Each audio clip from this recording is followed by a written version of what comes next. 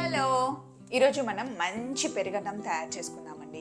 పెరుగన్నం ఏముంది తయారు చేసేది అని అనుకోకండి. ఎందుకంటే మనం ఇంట్లో రోజు పెరుగన్నం తిన్నా సరే రెస్టారెంట్కి వెళ్తే కర్డ్ రైస్ ఆర్డర్ చేస్తాం.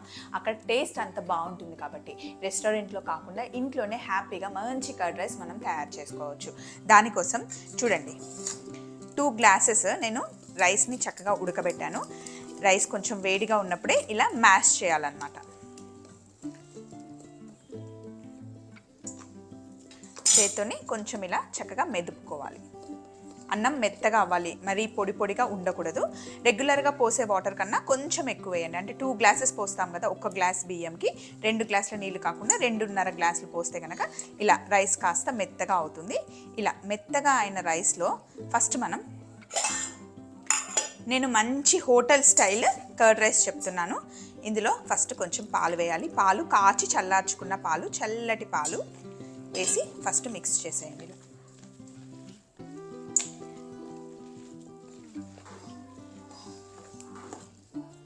ఇంకా కొంచెం ఇలా మిక్స్ చేసిన తర్వాత ఈ గ్లాస్తో నేను 2 గ్లాసెస్ తీసుకున్నాను రైస్కి. దీనికి నేను ఫుల్ ప్యాకెట్, 1/2 కిలో ప్యాకెట్ పెరుగు తీసుకున్నాను. కొంచెం పెరుగు ప్యాకెట్లో వాటర్ వేసి లిటిల్ కొంచెమే వాటర్ వేసాను. ఇప్పుడు బాగా మిక్స్ చేయాలి.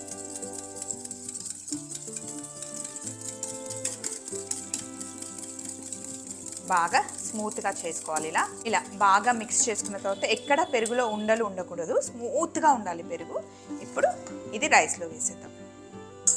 ఎక్కువ పెరుగు వేసుకోవాలి. కొంచెం కొంచెం పెరుగు వేసుకొని వాటర్ వేస్తే అస్సలు బాగుండదు.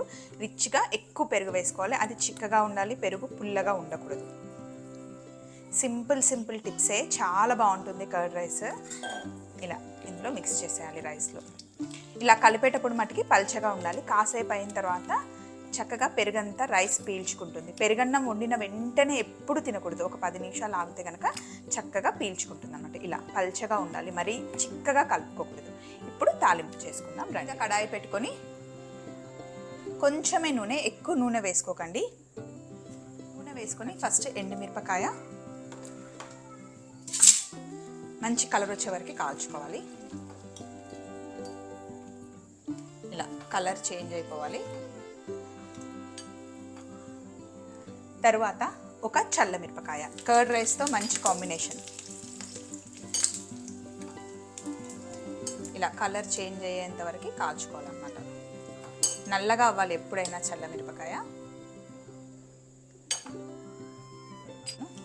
కొద్దిగా ఆవాలు, జీలకర్ర, కొన్ని మిరియాలు, శనగపప్పు, కాస్త మినప్పప్పు, ఇవన్నీ బాగా వేయించుకోవాలి.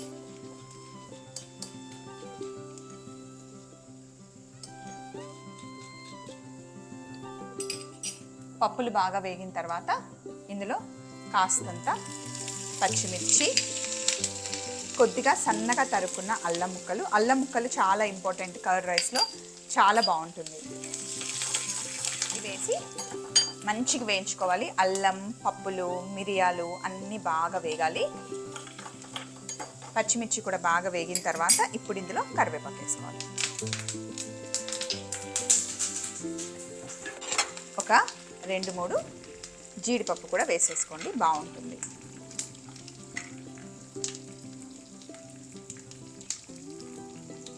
లాస్ట్లో ఎక్కువ వేగాల్సిన అవసరం లేదు, కొంచెం అలా.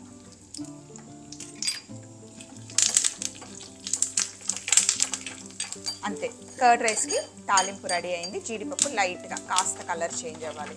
పసుపు వేయకూడదు ఎప్పుడైనా సరే కర్డ్ రైస్లో. తాలింపు మటుకి దోరగా వేగాలి. ఎక్కువ వేగినా బాగుండదు, తక్కువ వేగినా కూడా బాగుండదు.